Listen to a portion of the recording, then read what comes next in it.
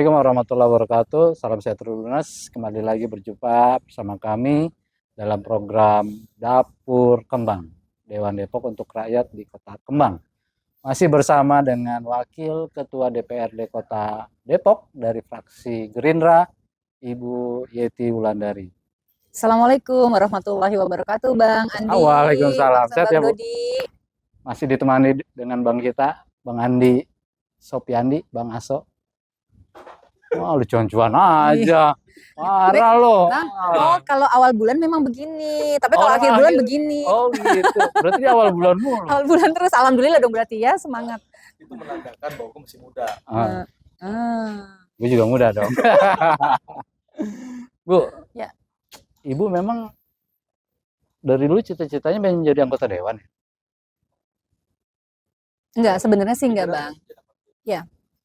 Saya itu sebenarnya dulu karena saya waktu masa kecil saya kan saya berkecimpung di dunia seni, dunia tari ya. Jadi saya setiap ada tamu negara, tamu kepresidenan di Taman Mini, saya selalu diminta untuk tampil. Nah, pada saat itu memang keinginan saya adalah ingin menjadi dosen tari sebenarnya. Oh, dosen tari. Gitu. Nari jago, Bu? Ya, lumayan lah. Dari apa, Bu? Ya, kebudayaan ya, tari-tari daerah lah. Jepang. Dari Indonesia. Saya lebih konsen ya, hampir semua ya, Bali dan Bali, Kalimantan, Jawa. Gitu. Gua nggak bisa kalau mata lo ngomong mata aja.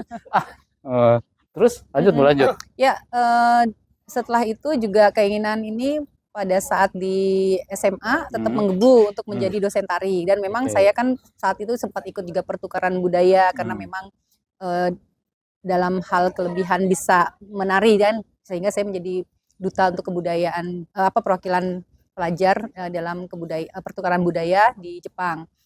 Di masa mendekati kelas 3 pada saat 3 SMP, SMA, di situ tiba-tiba kok berubah gitu kan keinginannya. Nggak cinta seni lagi? Masih tetap. Jadi alhamdulillah memang selama saya bergelut di dunia tari, alhamdulillah kebutuhan untuk sekolah juga saya dari SD saya butuhi sendiri. Seperti itu. Betul, saya butuhi. Walaupun orang tua memang alhamdulillah ya mereka memang bisa memenuhi, tetapi bagi saya pribadi karena memang sudah mendapatkan pendapatan dari dunia seni, jadi banyak kebutuhan pribadi saya yang berkaitan kebutuhan pendidikan saya tanggulangi sendiri. Bu, bentar. Ini kan kalau dari seni itu kan turunan ya? Ya. Emang ada di keluarga Ibu ya? Kalau orang tua saya, bapak dan ibu saya sih tidak bergelut di dunia seni. Mungkin keturunan sebelumnya, eyang saya yang mungkin seperti itu. Karena memang kalau bicara masalah garis keturunan mungkin ada yang saya yang. Kalau orang tua apa sih, Bu? Ayah saya kebetulan bertugas di Polri pada saat itu. Oke. Polisi ya? Iya. Polisi. Ibu ibu saya mempunyai usaha di bidang travel. Oh, cocok berarti. Anak kolong sama travel. Jadi nari di kolong. Iya. Nggak bisa gerak dong. Nggak bisa gerak dong. Kalau Ibu tuh di antara saudara-saudaranya nggak ada yang suka seni tari selain Ibu? Iya, kebetulan saya ini 3 bersaudara, saya anak pertama, adik-adik saya laki-laki semua. Jadi yang bergelut di bidang seni itu hanya saya. Oh, jadi memang bakat dari Tuhan ya? Iya nggak? Iya, pastilah bakat dari Tuhan. Iya, mungkin bakat dari gua.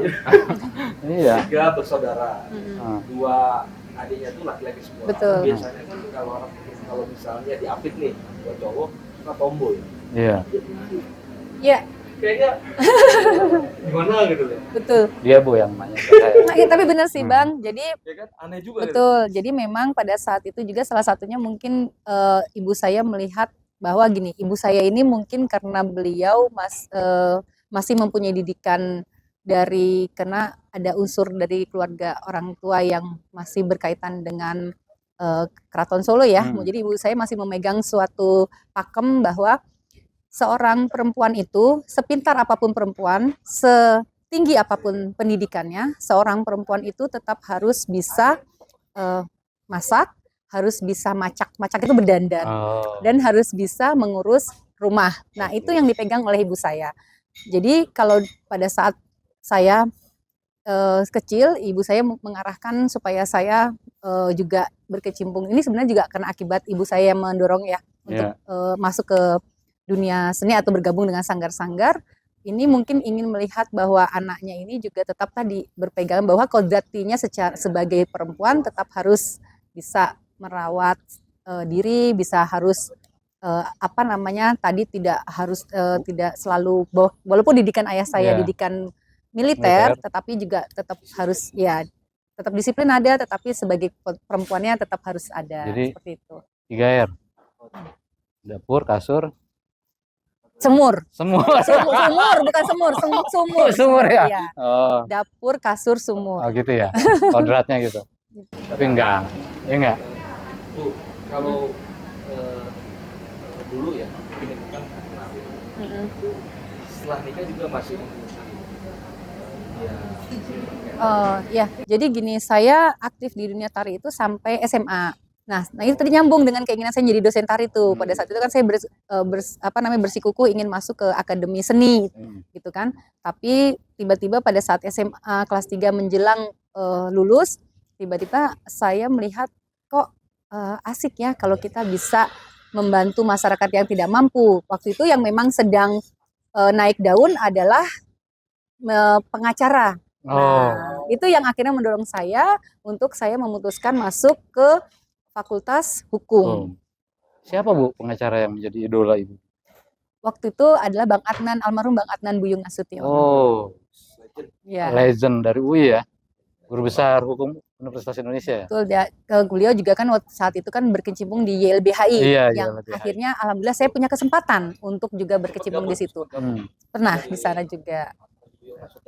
Ya, apa yang Ibu lihat dari sosok Adnan Buyung? Ya, saya melihat sosok almarhum Bang Adnan Buyung itu beliau sosok yang sangat piawai di dalam hukum, tapi beliau tetap memegang norma bahwa kepentingan masyarakat di bawah ini menjadi utama di dalam hal membantu, karena banyak masyarakat kita pada saat mereka berkaitan atau bermasalah dengan hukum, mereka tidak mampu untuk mewakili dirinya beracara di pengadilan karena dengan jumlah nominal yang besar. Betul. Jadi semangat juang untuk membela rakyat kecil memang sudah tumbuh sejak bangku kuliah ya. Gara-gara pengacara ya. Saya kan tari.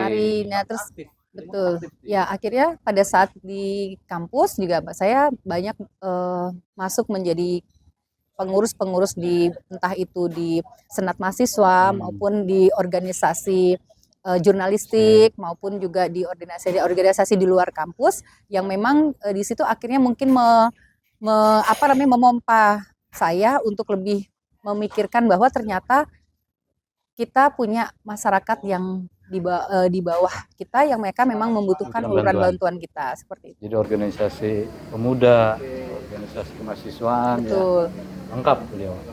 Nah, ini pribadi lagi. Pribadi apanya nih? Ngaturnya. Nah. Ada sebagai ibu, sebagai wakil rakyat, atau rumah tangga bagaimana? Ya. Kompleks mungkin nggak sih kalau aktif gitu? Ya, alhamdulillah gini.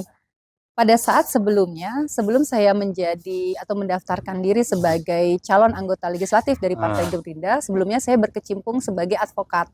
Ya. Nah, sebagai advokat pada saat Partai Gerindra berdiri tahun 2008, pada saat itu memang dari rekan suami yang meminta kepada saya untuk saya menjadi calon anggota legislatif dari Partai Gerindra pada saat itu adalah Dapil Dapil Tapos Cimanggis. Karena memang rekan dari suami melihat secara potensi saya dinilai mampu karena saya aktif di bidang pergerakan mahasiswa. Nah itu yang betul, organisasi itu yang mungkin menjadi salah satunya. Tetapi di satu sisi saya juga saat itu karena putra-putra saya juga masih kecil dan saya juga menyadari bahwa sebagai seorang istri pastinya saya tetap harus meminta izin dari imam saya, suami saya. Oleh karena itu saya tanyakan kepada beliau apakah beliau menyetujui saya untuk menjadi calon anggota legislatif. Dan setelah beliau menyetujui dan saya alhamdulillah diberikan kepercayaan oleh masyarakat menjadi anggota legislatif, Di situ saya mencoba juga membuktikan kepada suami bahwa kepercayaan yang beliau berikan kepada saya tetap bisa saya jalankan, dalam arti kebutuhan atau kebutuhan saya atau porsi saya sebagai seorang istri dan seorang ibu tetap bisa terpenuhi dengan baik, dan kebutuhan saya sebagai wakil rakyat untuk bisa menjadi perwakilan masyarakat bisa juga saya laksanakan dengan baik. Bu, tadi kan apa namanya advokat terus dari awal berjiwa seni, terus berjiwa hukum, kemudian berjiwa apa legislatif. Itu ada pertentangan di batin nggak sebelum pindah? Sepertinya tuh seni saya sebelumnya kalau mungkin bergelut di seni tari, dengan akhirnya saat ini saya menjadi sebelumnya setelah itu saya berpindah haluan menjadi advokat, dan saat ini saya di parlemen, masih nyambung seninya. Kalau kemarin seninya lebih seni tari, di advokat seni berbicara, di parlemen seni berbicara juga. Jadi sebenarnya masih nyambung. Iya. Berbeda media, tetapi satu tujuan. Betul. Ya, tujuan membela. Kalau dulu seni menampilkan keindahan untuk penonton, sekarang menampilkan keindahan berkata-kata. Berkata-kata untuk masyarakat. Oh, keren emang. Iya. Bu, sebelum pindah haluan menjadi ke parlemen, kan orang tua itu polisi. Betul. Itu bertentangan nggak sih dengan keinginan orang tua apa gitu?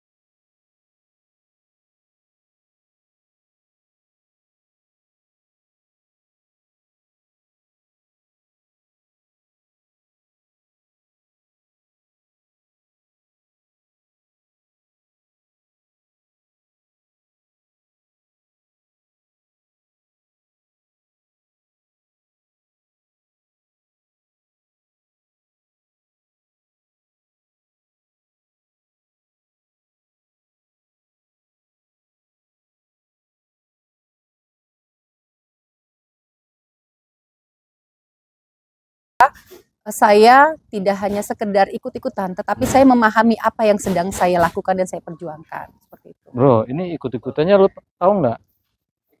Yang ini aktivis reformasi, betul ya, Bu ya? Iya. Beliau itu terjun langsung loh ke Senayan. zaman itu keren banget ya. Udah lahir belum? Udah ya, udah ya. Susah banget bilang aja udah lahir gitu. Jangan-jangan lu yang megang-megang bendera gini. Bu, apa yang menjadi ingatan hingga saat ini terhadap sosok seorang ayah? Ini di saat ini juga, tepat di bulan ini juga sih sebenarnya, makanya sebenarnya perasaan saya itu campur aduk kalau di ini. Bagi saya, ayah saya ini walaupun beliau tadi seperti saya katakan, Hmm. beliau secara komunikasi mungkin tidak bisa selalu berkomunikasi secara dekat, Hmm. tapi apa yang beliau berikan atau apa yang beliau selalu tunjukkan kepada saya untuk menunjang saya, ini bagi saya merupakan support terbesar. Oke. Pada saat saya ingat di bulan Juli, Hmm. sebelum ayah saya akhirnya terbaring kembali di rumah sakit, Hmm. beliau dengan mempergunakan kursi roda, beliau datang mensupport saya pada saat itu dalam kegiatan saya menghimpun teman-teman PPIR. Kalau di partai kami, PPIR ini adalah para pejuang purnawirawan yang bergabung untuk Partai Gerindra. Di situ beliau datang dengan mempergunakan kursi roda dan mempergunakan baju seragam purnawirawan kebanggaan.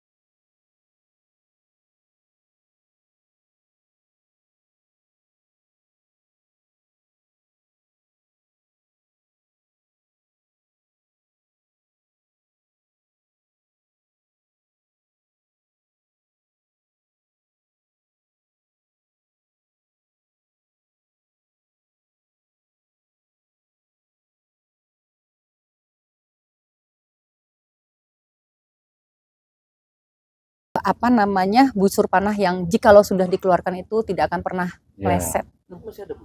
Alhamdulillah ibu saya masih ada dan memang sampai saat ini ibu saya juga selalu mensupport kegiatan-kegiatan saya di kemasyarakatan. Jadi setiap saya melakukan kegiatan di rumah ibu saya, beliaulah yang selalu menyiapkan. Keren. Tuh. Tuh support dong kalau Sering di sini kok. Berarti support. Jangan nggak disupport. Eh, apa yang mungkin jadi pertanyaan buat saya Bu terkait orang tua Bapak ya? Ada nggak Bu pesan yang masih beliau Ibu ingat gitu sampai sekarang gitu, yang apa pesannya dari Bapak? Iya. Sebelum wafat gitu. Eh, Pesan apa kira-kira ya? Gue kasih bocoran. Ya Ti, kamu harus terus berjuang untuk rakyat. Iya. Kayaknya apa ini juga ya haru juga saya ngeliat perjuangan. Iya, saya merinding tadi. Iya. Coba gimana? Ada nggak pesan yang kan khusus buat Ibu? Iya. Singkat ya, Ibu. Bapak saya ini mungkin kalau dibanding dengan adik-adik saya, bapak saya ini hal yang keinginan beliau apapun pasti beliau minta ke saya, gitu kan. Jadi memang pada saat beliau menjelang tidak ada, beliau tidak bisa berkomunikasi secara jelas pada saat itu, sehingga saya seringkali meraba-raba. Tapi yang memang saya ingat adalah beliau selalu ingin saya bisa ada di dekat beliau, walaupun mungkin sehari itu hanya sekali saya datang, tetapi beliau ingin selalu saya ada di situ. Dan yang saya ingat sebelum beliau akhirnya agak sulit untuk bicara adalah beliau selalu ingin saya bisa menjadi pribadi yang seperti saat ini menjalankan tugas saya dengan sebaik-baiknya.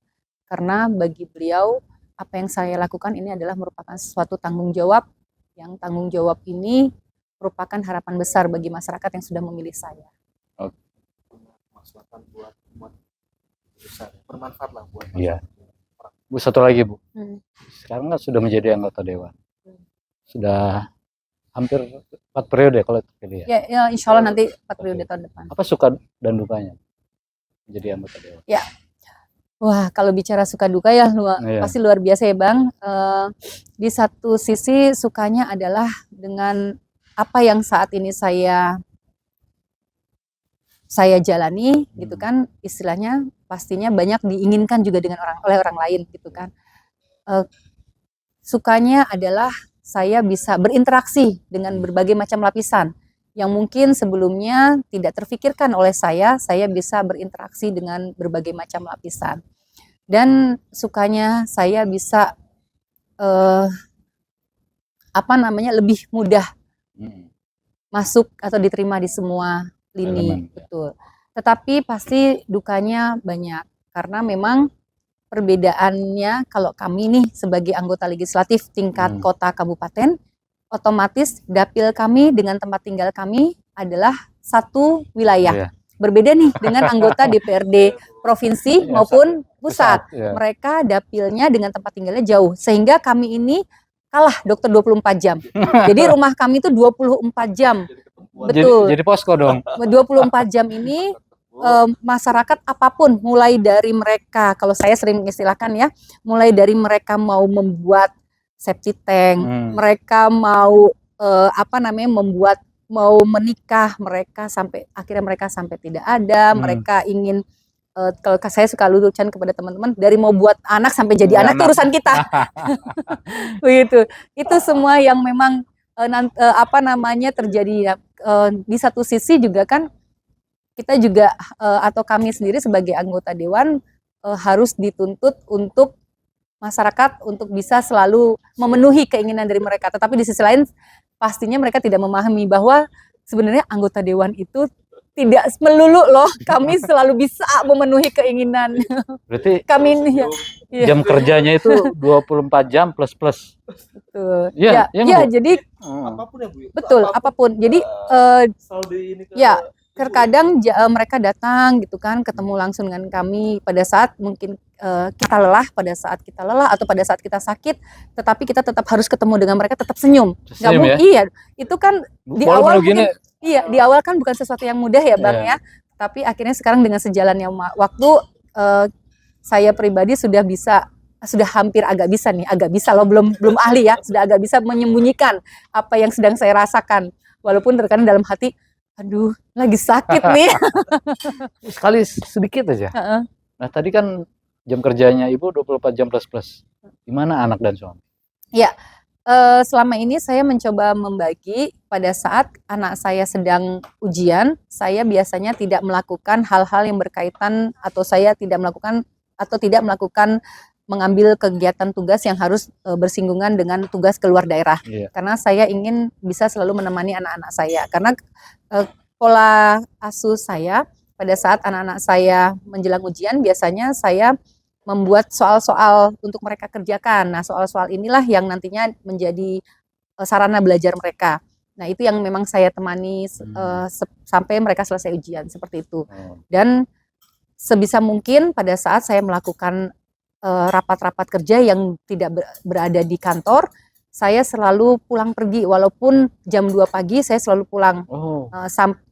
Sampai nanti anak-anak berangkat sekolah, baru saya berangkat kembali, atau suami saya berangkat kerja, seperti itu. Itu lagi ngantuk-ngantuk, melek gitu ya, Be? Ya, biasanya ya memang harus Pulang ya, Bu, ya?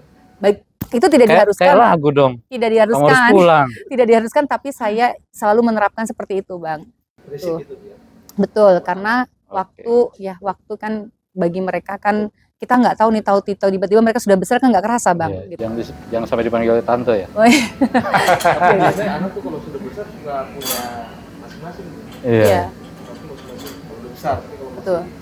Setidaknya kita mempunyai kita menanamkan memori indah kepada mereka bahwa mereka masih ditemani oleh bapak ibunya pada saat mereka proses tumbuh kembang, seperti itu. Siap. Tribuners, jangan kemana-mana, masih dalam program Dapur Kembang. Tunggu kami lagi. Jangan lupa subscribe ya.